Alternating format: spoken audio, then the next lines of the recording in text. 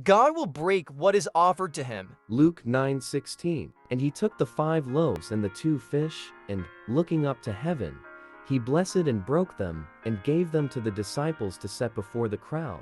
Luke 9:17. And they ate, and were all satisfied. And what was left over among them was taken up, 12 handbaskets of broken pieces. The trouble about many Christians today is that they have an insufficient idea of what God is asking of them. How glibly they say, "Lord, I am willing for anything." Do you know that God is asking of you your very life? There are cherished ideals, strong wills, precious relationships, much loved work. That will have to go, so do not give yourself to God unless you mean it. God will take you seriously.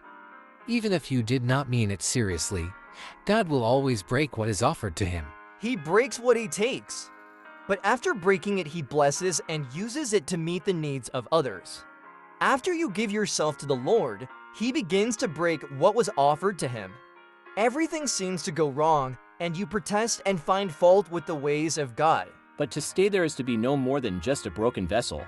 No good for the world because you have gone too far for the world to use you. And no good for God either because you have not gone far enough for him to use you. You are out of gear with the world, and you have a controversy with God. This is the tragedy of many a Christian. My giving of myself to the Lord must be an initial fundamental act. Then day by day, I must go on giving to him, not finding fault with his use of me, but accepting with praise even what the flesh revolts against. I am the Lord's and now no longer reckon myself to be my own, but acknowledge in everything his ownership and authority, that it the attitude God requires, and to maintain it is true consecration.